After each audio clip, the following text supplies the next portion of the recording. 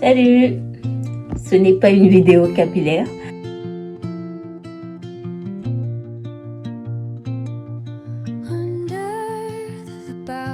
Aujourd'hui, on va embouteiller du vin. Et pour ne pas qu'en faisant ça, mes cheveux traînent partout, que je mette mes petits brins de poils un peu partout, je vais les attacher. Et après ça, je pourrais vous dire ce qu'il nous faut pour embouteiller ce vin-là.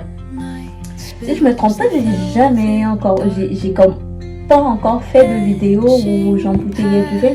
Ou peut-être que j'en ai fait, mais juste un short. En Reels, si je me trompe pas.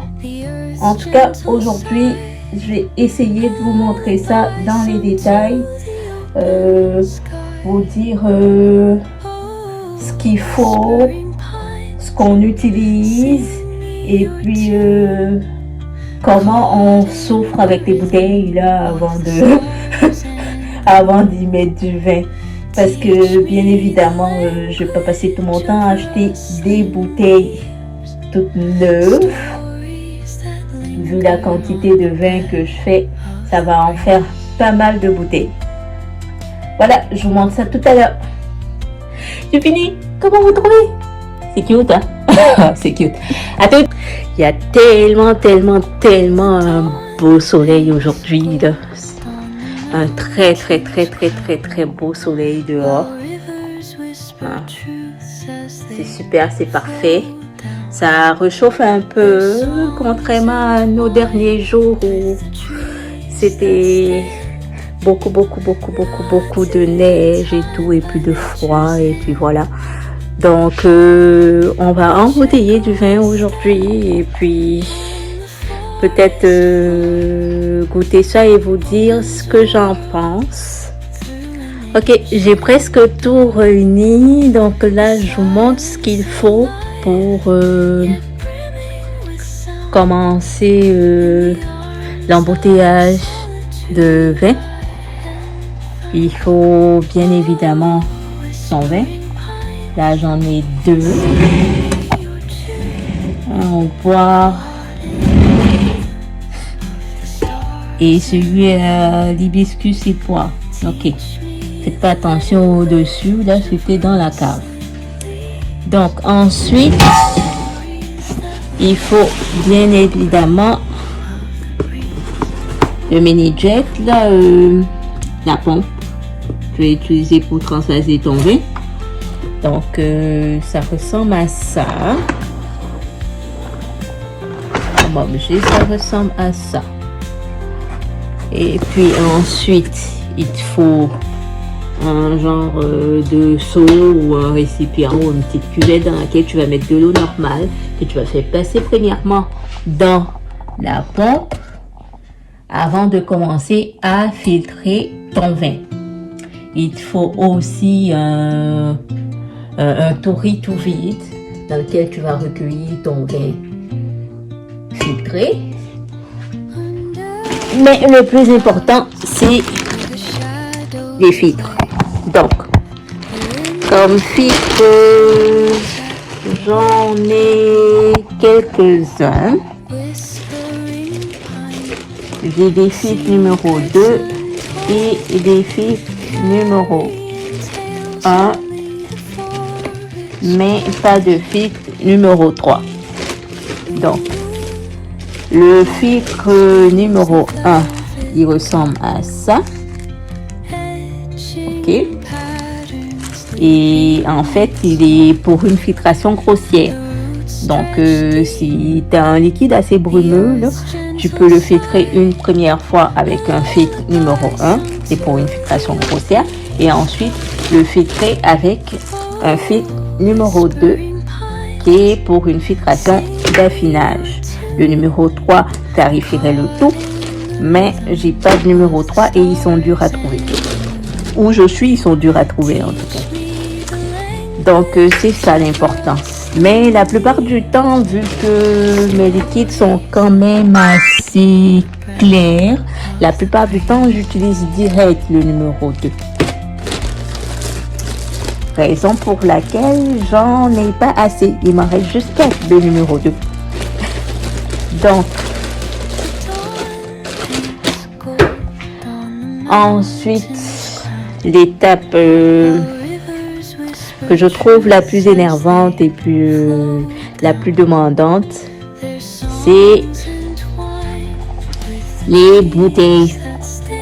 Donc, je vais devoir frotter tout ça pour enlever la crasse et frotter l'intérieur avec ma petite brosse en plumeau. Voilà. Donc, ce sont les étapes de derrière un vin déjà embouteillé. Et puis, je ferai sûrement une courte vidéo pour l'embouteillage. Tout sera dans la même vidéo. Donc, si la vidéo est assez longue, c'est que tout a été dans la même vidéo. Et si c'est une petite vidéo comme, je suis quoi, à 6 minutes et 5, là. Si c'est une petite vidéo, c'est que c'est juste ces étapes-là. Ah, j'ai oublié. Ouais. Il faut aussi des fils en plastique ou que vous vouliez, là, mais les miens sont en plastique, avec lui. C'est tout ça qui va nous permettre de passer d'un touri à un autre. Je suis presque prête à filtrer mon vin. Donc, au départ, tu dois faire passer de l'eau dans la machine à filtre. Et cette eau-là va se retrouver ici, dans un récipient. Voilà. C'est une étape à faire avant de filtrer ton vin. Donc, ici, j'ai mon récipient avec de l'eau dedans. Juste de l'eau, pas autre chose. Et là, j'avais des tampons que j'ai ouverts et que j'ai plongé quelques secondes dans de l'eau avant de les placer dans le mini jet. Voilà. Ensuite, il te faut un tuyau, 2 tuyaux, 3 tuyaux. Ça, c'est pour filtrer encore plus, recueillir des petits bouts, des petits cailloux que tu as manqué. Il reste dans ce filtre-là. Et après ça, tu l'ouvres et tu verses. Bon, le mini jet. Après avoir installé les tampons, les filtres, il faut le serrer. Vraiment serrer assez fort. Et puis, très fort.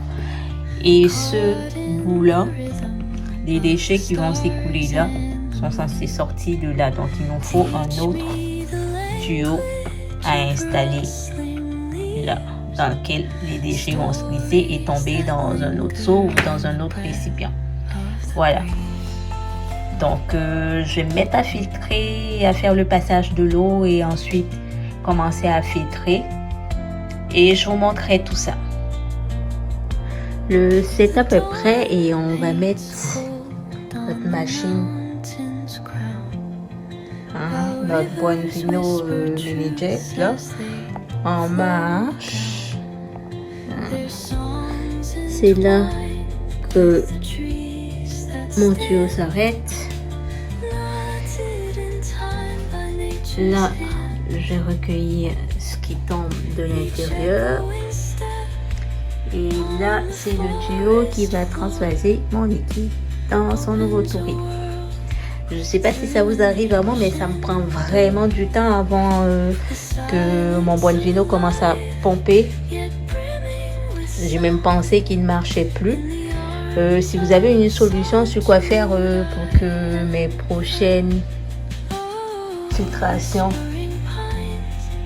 ne se passent pas aussi difficilement là, parce que je la mets en marche, je l'entends, mais ça prend du temps avant que ça ne pompe. Ok, donc on va la mettre en marche. Ok, comme vous voyez, j'ai fait un passage d'eau avant et donc l'eau est en train de circuler.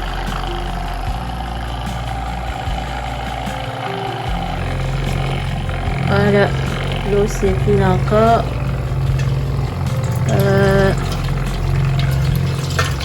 Je pense que la couleur, je pense qu'il faut que j'attende encore que ça devienne un peu plus rose, je pense. Je crois que mon liquide il est rose. Voilà, je le remets en marche. Ok.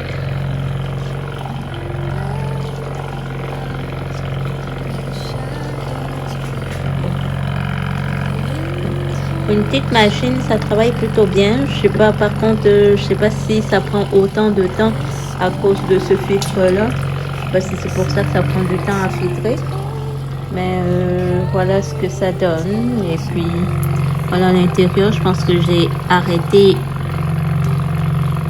un peu trop tard.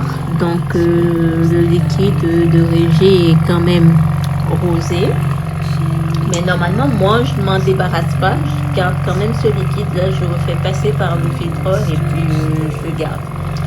Donc, aucun gâchis.